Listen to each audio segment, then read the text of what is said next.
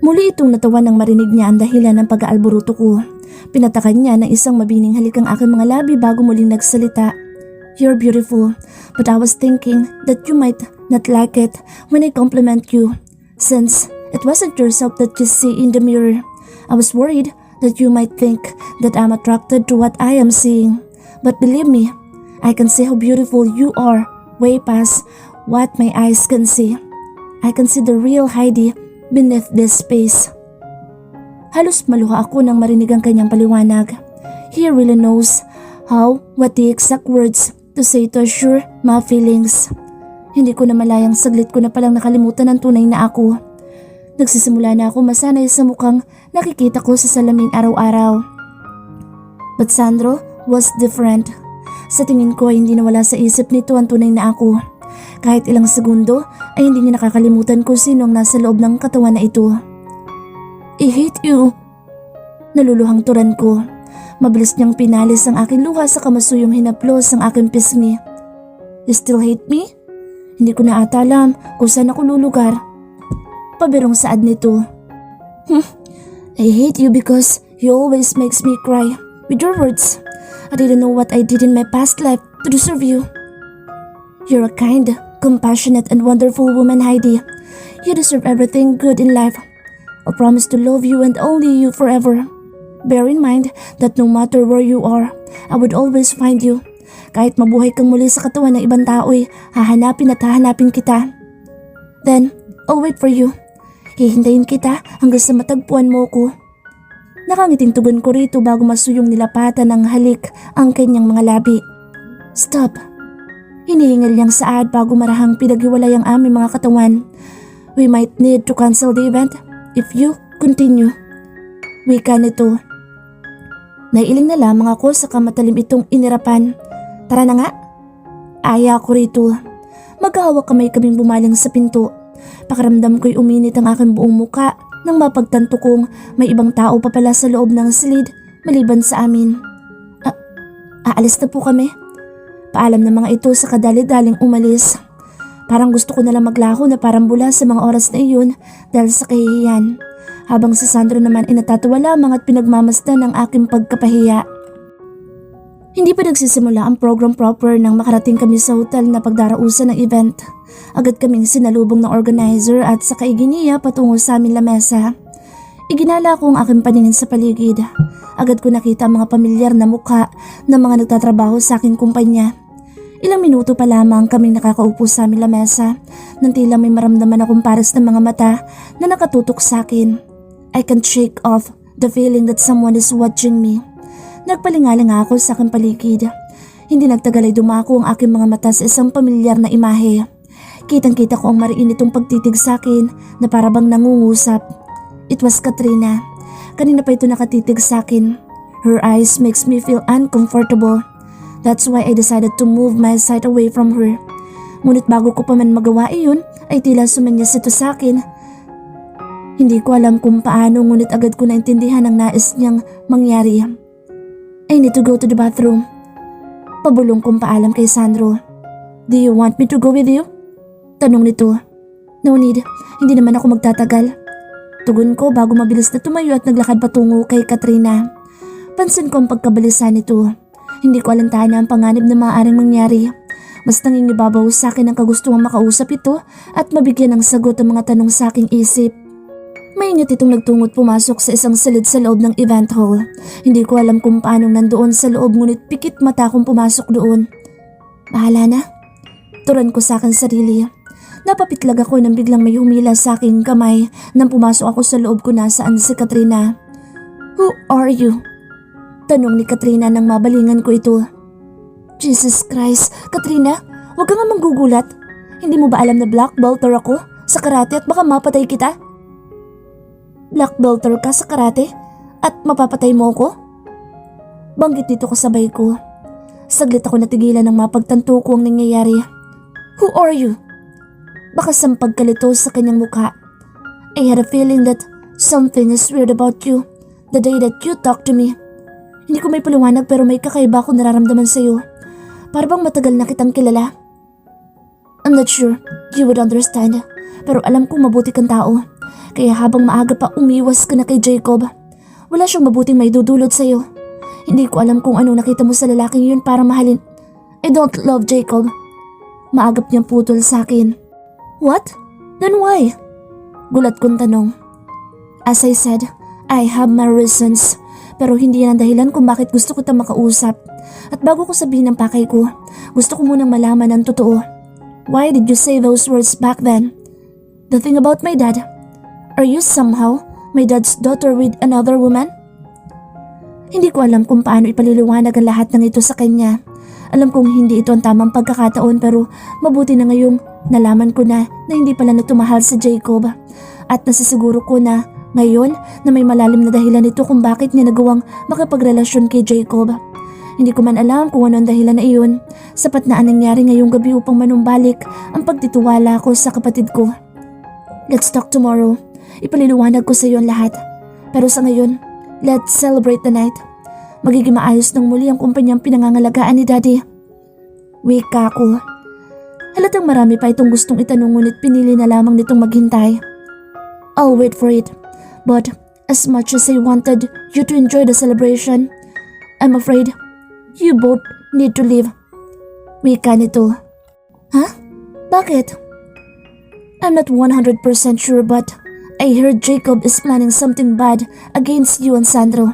At ngayong gabi nila balak isagawa ang planong yun. You both need to leave immediately. Babala ni Katrina. Sandro, I need to go and get Sandro. Halos mabingi ako dahil sa lakas ng tibok ng aking puso dahil sa labis na kaba. Hurry, I'll wait for you outside. The car is waiting for us. Wika nito. Susunod kami. Maraming salamat. Dali-dali akong bumalik sa event hall kung saan nandoon si Sandro. Patakbo akong bumalik sa aming lamesa. Ganoon na lamang ang gulat ko nang hindi ko matagpuan si Sandro doon. Gusto ko nang maiyak dahil sa pag-aalala ngunit pinili kong mas magpakatatag. Sinubukan kong ilibot ang aking mga mata at pilit na hinanap si Sandro ngunit bigo ako. Wala akong nakitang kahit anong bakas ng lalaki. Muli kong iginalang aking paningin upang maghanap ng kahina-hinalang mga tao. Hindi ko alam kung ano ang plano ni Jacob pero hindi ako maaaring umalis dito nang hindi kasama si Sandro. Kailangan kong matiyak na ligtas ito bago ko iligtas ang aking sarili. Halos malibot ko na ang kabuuan ng lugar ngunit hindi ko pa rin makita si Sandro. Sinubukan kong silipin ang backstage at magbakas sakaling naroon ito dahil magsisimula na rin ang programa. Ngunit ganoon na lamang ang gulat ko nang sa halip na si Sandro ay isang bomba ang bumulugas sa akin sa backstage. Tom! Malakas kong sigaw. Umahangos akong tumakbo sa pinakamalapit na security upang ipagbigay alam ang aking natuklasan. Naging mabilis naman ang kilos ng mga ito at mahinahong pinalabas ang lahat ng guest. Muli kong itinuon ang paghahanap kay Sandro. Habang iginagala ko ang aking paningin ay dumako ang aking mga mata sa pamilyar na lalaki. It was Jacob, watching everything that's happening. Nalalaki ang mga mata ko ng tila iangat nito ang kanyang kamay na tila may hawak na remote. Mukhang hinahanap nito ang kanyang target. Ngunit nang makita niyang isa-isa nang naglalabasan ng mga tao, ay alam niyang nabulilyaso na ang kanyang plano. Mas lalo ako nakaramdam ng takot dahil doon. You need to leave now! Malakas kong sigaw dahilan upang makuha ko ang atensyon ni Jacob. Sa mga oras na iyon ay napagtanto ko ang isang malaking pagkakamali. Mabilis na pinindot ni Jacob ang button bago dali-daling tumakas. Hindi ko alam kung ilang minuto o segundong nalalabi bago sumabog ang bomba. Nagmamadaling nagpulasan ng mga tao. Kahit sa uling pagkakataon ay sinubukan kong hanapin si Sandro ngunit bigo ako. Labas man sa loob ko subalit wala akong ibang pagpipilian.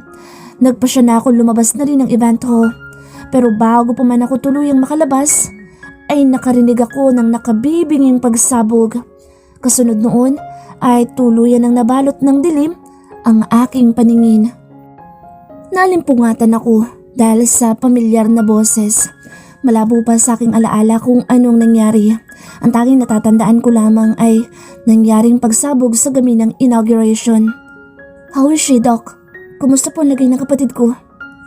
Narinig kong tanong ni Katrina sa kausap nito. Kapatid ko? Sinong kapatid ang tinutukoy ni Katrina? Her vitals are fine. I don't see any problem with her. Even her brain activities are normal. That's why I can't understand why she remained unconscious until now. Ilang beses ko nang inulit ang mga test at patuloy na iisa lamang ang resulta ng mga iyon. There is nothing wrong with her. I think her condition has something to do with her mental and emotional state. Ano pwede natin gawin para gumaling at magising na ang kapatid ko, Doc? Bakas ang pag-aalala sa tinig ni Katrina. Patuloy ako naguguluhan kung sinong kapatid na tinutukoy nito. May kapatid ba ito sa kanyang ina na hindi namin alam ni Daddy? Sa ngayon, wala tayong ibang magagawa kung hindi maghintay na magising siya. I did everything I could but it's up to Heidi now. Kailangan niyang lumaban.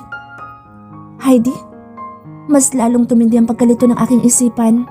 Ano bang nangyayari? Gusto ko magsalita, tanungin ang mga ito ngunit nanatiling pipi ang aking bibig. Pinilit kong igalaw ang aking katawan ngunit hindi ko magawa. Ano ba talagang nangyayari?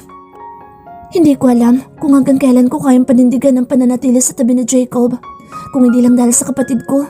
Matagal ko nang ipinakulong ang demonyong yun. You have to be strong, Katrina. For you and for your sister. Hanggat hindi siya nagigising, wala kang laban sa lalaking iyon. At patuloy lamang na mga nganib ang buhay niyong dalawa. Higit sa lahat ng pagkakataon, ngayon mo kailangan maging malakas para sa kapatid mo. Walang ibang magpoprotekta sa kanya kung hindi ikaw lang. Pinilit kong idilat ang aking mga mata ngunit bigo ako. Unti-unti naramdaman ko ang paglamon ng dilim sa aking kaisipan. No, I need to wake up. I can't stay like this. Ngunit tila may kung anong bagay ang pilit na humihila sa aking pagbalik sa karimlan. Hindi nagtagal ay muling nabalot ng dilim ang aking isipan at saka nawala ng malay. Marahan kong idinilat ang aking mga mata. Agad na bumungad sa akin ang kulay puting kisame. Pakiramdam ko'y nanumbalik ako sa unang pagkakataon na nagising ako matapos ang pagsabog ng aking bridal car. Inilibot ko ang aking paningin sa paligid. Maliban sa puting pintura ng mga dingding, ay malayong malayo ang silid na iyon sa ospital kung saan ako unang nagising. Noon ko lamang din napansin ang mga aparato na nakadikit sa aking katawan. May tila bilog na tape ang nakadikit sa aking sentido at dibdib habang may swero namang nakatusok sa aking kanang kamay. Buong ingat akong bumangon sa pagkakahiga, saka tinanggal ang mga bilog na nakadikit sa aking sentido at dibdib. Ang swero sa aking kamay ang tangi kong iniwan. Hihintayin ko na lamang na doktor or nurse ang magtanggal noon. Kinuha ko ang swero na nakasabit sa aking tabi saka sinubukan tumayo. Muntik pa akong matumba dahil tila walang lakas ang aking mga binti. Mabuti na lamang at agad ako nakahawak sa headboard ng kama dahilan upang hindi ako tuluyang matumba. Is anybody there? Sigaw ko sa kamuling umupo sa kama dahil hindi kayang suportahan ng aking mga binti ang aking bigat. Hindi ko alam kung gaano na ako katagal na walang malay. Nangangamba ako nag-aalala na si Sandro sa akin. Ngunit nasaan nga ba ito? Bakit hindi ko siya kasama dito? May tao ba dyan? Muli kong sigaw. Kasunod noon ay may hindi kilalang babae ang pumasok sa loob ng silid. Nakasuot ito ng uniforme ng parang nurse, kaya marahil isa ito sa nagbabantay sa akin. Humiga po muna kayo at huminahon. Tatawagin ko lang po ang doktor para matingnan kayo. Tura ng babaeng nurse. Nasaan ako? Is Sandro here? Tanong ko. Sandro po? Takang tanong nito. Yes, Sandro. The man that I was with when the accident in the hotel happened. Paliwanag ko. Hotel po? Hindi ko po kilala ang tinutukoy nyo at sa pagkakatanda ko po ay sasakyan po kayo na aksidente at hindi sa hotel. Tugon ito sa akin. What? Halos lumuwa ang aking mga mata dahil sa kanyang sinabi. Ibig sabihin? Saglit ako natigilan. Agad ako nagpalingalinga sa kanaganap ng salamin. Nang wala ko makita ay agad akong bumaling sa nurse na nandoon. I need a mirror. Can you get me a mirror? Wika ko. O sige po, sandali lang po. Tura nito sa kadali-daling pumasok sa loob ng banyo. Nang lumabas ito ay bitbit na niya ang isang maliit na salamin. Agad naman niyang inabot sa akin iyon. Mariin ang pagkagat ko sa aking pang-ibabang labi habang makailang ulit akong humugot ng malalim na hininga. Hawak ko ang maliit na salamin ngunit wala pa akong lakas na tumingin doon. Ilang minuto ko munang pinakalma ang aking sarili bago ako tuluyang nagkaroon ng lakas ng loob na iangat ang salamin at tingnan ang aking sarili doon. Hindi ko alam kung anong dapat kong maramdaman sa mga oras na iyon. Nangilid ang luha sa aking mga mata. Hindi ako makapaniwala sa nakikita ko sa aking refleksyon. Bumungad sa akin ang pamilyar na muka. Ang mukhang munti ko nang makalimutan. Daig ko pang nasa alapaap sa mga oras na iyon. Abot-abot ang aking pasasalamat dahil tila binigyan ako ng Diyos ng isang himala. Hindi ko lubos akalain na darating ang araw na makakabalik pa ako sa dati kong katawan. Heidi. Narinig kong tawag ng pamilyar na tinig mula sa pinto. Mabilis akong lumingon doon at mas lalong lumakas ang paglalandas ng luha sa aking mga mata nang makita ko ang aking kapatid. Katrina. Patakbo itong lumapit sa akin sakay kinulong ako sa mahigpit na yakap. Thank God, you're awake! Naluluhang tura ni Katrina habang mahigpit niya akong yakap. Hindi mo alam kung gaano ako nag-alala sa'yo. Wika nito matapos maghiwalay ang aming mga katawan. Masuyo niyang ikinulong ang aking mukha sa pagitan ng kanyang mga palad. I missed you. Tura nito bago muling niyakap ako. Maiwan ko po muna kayo. Tatawagin ko lang po sa doc. Paalam ng nurse bago tuluyang lumabas. How are you feeling? Are you okay? May masakit ba sa'yo? Tell me. Sunod-sunod nitong saad. I'm okay. What happened? Naguguluhan kong tanong. Hindi ko pa rin maintindihan kung anong nangyayari. Bakit ako nandito at anong ginagawa ni Katrina rito? Akala ko ba ay patay na ako? I'll have the doctor to check you first. Then we'll talk. Marahan akong tumango bilang pagsang-ayon. Hindi nga nagtagal ay dumating na rin ang doktor na tinutukoy nito. Agad itong nagsagawa ng routine check-up upang masigurong ayos lamang ang kalagayan ko. We'll draw another blood sample and I'll request for another round of tests to make sure that everything is okay. This will be just a precautionary measures, but probably the result will be normal as expected. So, you don't have to worry. Wika ng doktor matapos nitong isagawa ang mga dapat gawin. Maraming salamat, Doc. Wika nito. Ako naman ay nagpasalamat din dito. Pagkatapos noon ay nagpaalam na rin ito at naiwan kami ni Katrina sa loob ng silid. How are you? Umpisa nito. I'm fine. I feel weak but other than that, I'm okay. Tugon ko. What happened? Anong ginagawa ko rito? Bakit ang alam ng lahat ay patay na ako? Sunod-sunod kong tanong. Bakas ang pagtatakas sa mukha ni Katrina nang marinig nito ang huli kong tinuran. Paano mo nalaman?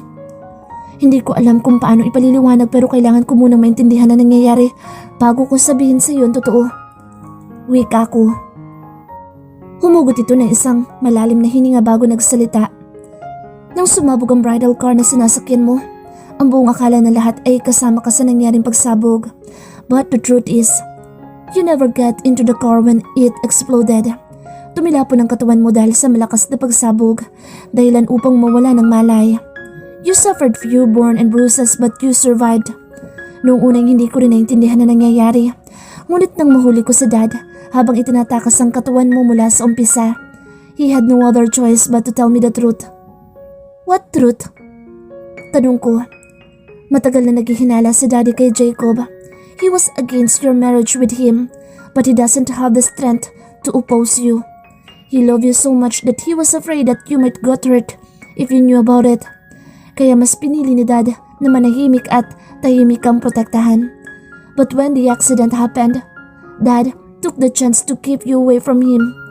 He knew that Jacob was up to no good. Call it if others hunch, but he had a feeling that Jacob was behind the explosion. Kaya nagdesisyon siyang palabasin na namatay ka sa aksidente para tuluyang makita ang tunay na kulay ni Jacob. I never had a clue. Turan ko. Wala akong kaida-ideya sa tumatakbo sa paligid ko. Hindi ko man lamang napapansin ang pag-aalala sa akin ng aking ama. Masyado nga ata ako nabulag sa inakala kong pagmamahal para kay Jacob. Because Dad wanted to stay it like that. Ayaw na niyang mag-alala ka pa, kaya nilihim niya lahat. But it was too late. Hindi na niya natugunan ang plano nilang pagpatay sa iyo noon. Sadly, Dad also died while uncovering the truth. That's why I promised to myself that I would do everything to protect you. Paliwanag nito. Muling naglandas ang aking mga luha. Tila naumid ang aking dila. Hindi ko alam kung ano sasabihin ko. I never knew how lucky I was to be surrounded by this kind of people. Ibig ba sabihin, si Jacob din ang nasa likod ng pagkamatay ni Daddy? Tanong ko. Iyon ang hinala ko. But I never got a proof. That's why I stay close to him to get information. Hindi naman ako nahirapan dahil ito na rin mismo lumapit sa akin nang malaman niyang kami ni Mom ang susunod na tagapagmana ngayong wala ka na at si Dad. Alam kong hindi kanya titigilan kapag nalaman niyang buhay ka pa. Kaya nang mawala si Dad, ako na nagbantay sa kalagayan at seguridad mo. Maraming salamat, Katrina. Hindi ko alam kung paano kita mababayaran sa lahat ng kabutihang ginawa mo. Hindi mo na kailangan magbayad, Heidi. Matagal ka ng bayad simula ng buong puso mo kaming tinanggap ni Mommy. Handa na ako noong maging Cinderella na inaapi ng kanyang stepsister noon. Wika nito na sunundan niya ng isang mahinang tawa. But you proved me wrong. You've been nothing but good to me. You treated me like your own sister. Kaya kulang pa ang ginawa ko para makabayad ako sa'yo. You don't have to thank me. Pinasaya mo rin naman ako nang dumating ka sa buhay namin ni Dad. I always wanted a sister. And Dad, I always pray that someday he will meet someone that will love him unconditionally. Someone that will give him what he deserves. Turan ko bago marahang pinisil ang kanyang kamay. By the way, how's Mommy Rice? I asked Mom to stay away for a while, lalo na't delikado pa ang lahat.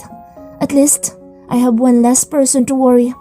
Baka kasi madamay pa siya sa gulo kapag nanatili siya dito. Saad nito. Napabuga ako ng malakas na hangin. Sana matapos na ang lahat ng ito. Matatapos lang ito kapag tuluyan na nating naipakulong si Jacob. But for now, kailangan mo muna magpalakas. Sandro. Wala sa sarili ko nabanggit ang pangalan niya. Kumunot ang noo ni Katrina. You know him? Takang tanong nito. Yes. Speaking of Sandro, he was with someone that calls our father Dad. Do you know her? Her name was Caitlin? Yes. How did you know? Gulat nitong tanong. I don't know how to explain this but while my body was lying here, I woke up in someone else's body. Saglit itong tumitig sa akin. Matiim nitong tinitigan ang aking mukha. Tila ba sinusukat kung seryoso ko sa aking sinasabi. You're joking, right? Alanganan nitong saad. I'm afraid not. I'm serious. Ako ang nasa loob ni Caitlin na magtungo kami sa opisina ng Prime Constructions kasama si Sandro. But how? Hindi ko din alam. There's this woman who said that we're like twins of the past. We're twin soul that has an unfinished business and was carried over to this time. Kahit ako'y naguguluhan, basta ang alam ko lang, magkadugtong ang mga buhay namin ni Caitlin at napunta ako sa katawan niya nang makomatos ako dito. That was a terrifying Freaky Friday shit going on there. Komento nito. I know, right? Natatawa kong saad. Ilang minuto kaming natahimik. Hindi ko pa alam kung anong dapat naming sumunod na gawin. So, what should we do next? Tanong ni Katrina. Now that I'm back, we need to be more careful. We have more advantage now. We need to plan this thoroughly. Hindi pa ako pwedeng bumalik sa dati kong buhay hanggat hindi natin nasisiguro ang ating tagumpay. Bigla ko naalala ang nangyaring pagsabog sa gabing iyon. Anong balita sa nangyaring pagsabog? Gaano katagal na walang malay simula na mangyari ang pagsabog sa inauguration ball? 1 linggo na nakalilipas simula na mangyari ang pagsabog. May iilang nasaktan pero wala naman ako nabalita ang namatay. How about Caitlin? May balita ka ba sa kanya? Si Sandro, ligtas ba siya? Sunod-sunod kong tanong. Hindi ako nag-abalang alamin ang kalagayan nila pero susubukan kong makibalita kapag nakabalik na ako sa Maynila. Kailangan ko malaman kung ligtas silang dalawa. Hindi ko mapapatawad ang sarili ko kapag may nangyaring masama sa kanila. Huwag kang mag-alala, babalitaan kita kaagad kapag may nasagap akong balita tungkol sa kanila. Maraming salamat, Katrina. Siya nga pala, nasaan tayo? Rest house to nila Mom and Dad, dito sa Batangas. Wala ito sa mga asset ni Daddy dahil iniregalo niya ito kay Mommy noong anniversary nila. Safe ang lugar na ito dahil iilan lang ang tao nakakaalam. Thank you, Katrina. I felt so guilty for doubting you. You did what? Natatawang saad nito. You actually think that I would betray you by sleeping with your fiancé? You can't blame me. Depends ako. Nang magising ako sa katawan ni Caitlin, si Jacob agad ang tinakbuhan ko. I was surprised to see you with him. I was actually planning on taking the company down because I thought you betrayed me. Pagtatapat ko. Sa halip na magalit ay natuwa lamang ito sa pag-amin ko. Yeah, I remember now. She looked different from the first time I saw her and the time that I saw Caitlin in Sandro's office. Yeah, I did a little makeover. Sad ko. I should have come to you. I should have trusted you. It's all in the past now. Ngayon, ang kailangan natin pagtuunan ng pansin ay kung paano mapapanagot ang mga taong nasa likod ng lahat ng ito. Yeah, we should do that. For now, you need to gain your strength. At habang ginagawa mo yan, kailangan na rin natin bumuo ng plano para sa muli mong pagbabalik. Ilang araw din ako nagtiis ng walang kahit anong impormasyon tungkol kay Sandro. Hindi ko kabisado ang numero nito kaya hindi ko ito matawagan. Bukod pa doon, ay labis din ang pag-iingat namin upang maiwasang malaman ng aming mga kalaban ang tungkol sa kinaroroonan ko ngayon. Kailangan namin maging maingat upang tuluyan naming mapanagot ang mga taong nagkasala sa amin. Napabalikwas ako ng tayo nang makarinig ako ng pagparada ng sasakyan sa labas ng rest house. Kasalukuyan ako nasa living room at nag-iisip ng kung anong pwedeng pagkaabalahan. Agad ako lumabas upang salubungin si Katrina. Siguradong ang kapatid ko ang dumating dahil wala namang ibang maaaring dumalaw sa akin bukod sa doktor at kay Katrina. Hindi nga ako nagkamali. Naabutan ko si Katrina pababa ng kanyang sasakyan. I'm glad you're here. May balita ka na ba tungkol kay Sandro? Is he safe? Is he okay? Sunod-sunod kong tanong sa kanya. Mahina itong tumawa. Hindi ka man lang makapaghintay na makapasok ako sa loob? Pabirong tura nito. I can't help it. I'm so bored. I was so eager to know about what happened to him. Hindi ko siya nakita matapos ang pagsabog kaya nag-aalala ako sa kanya. Wika ko. You don't have to worry about anything. Nagkita lang kami kanina para i-finalize ang ibang mga papeles ng turnover ng mga shares. Sa tingin ko naman ay ayos lang siya. Tura nito.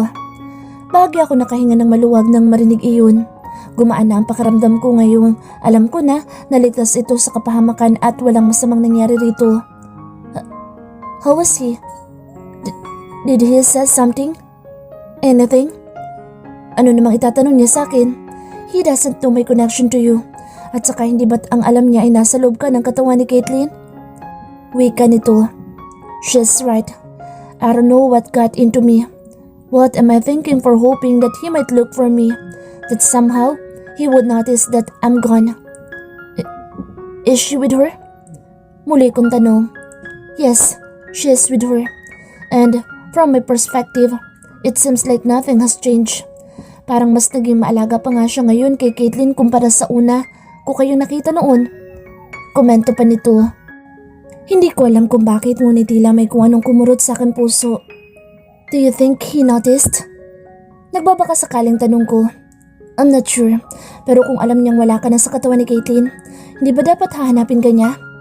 But since it looks like he wasn't even bothered by your absence, it seems like he didn't mind. Why is he supposed to notice? May malalim bang namamagitan sa inyo para malaman niya? Usisan nito. Sinubukan kong huwag ipahalata ang lungkod sa aking mga mata. It's complicated. Saka ko na lamang siguro iisipin ang tungkol doon kapag ayos na ang lahat. Hindi ko pa rin alam kung paano ko haharapin sa Caitlin matapos ang nangyari. Wika ko. Kumunot ang noo ni Katrina na tila ba hindi lubos na naiintindihan ang tinutukoy ko. Malungkot akong ngumiti sa kamuling nagsalita. Saka ko na ipaliliwanag sa iyo ang lahat. Saad ko. Siya nga pala, bakit ka napadalaw? May nangyari ba? Wala pa akong balita kay Jacob. Mukhang nagtatago na ito. Nakausap ko na rin ang mga contact natin sa immigration upang masigurong hindi lalabas ng bansa si Jacob. Gustuin ko mang humingi ng tulong mula sa pulis, pero wala pa tayong sapat na ebidensya para ituro siya sa krimen.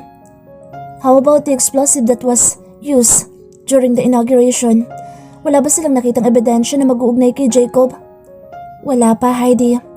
Pero ginagawa ng mga pulis ang lahat ng makakaya upang mapabilis ang investigasyon.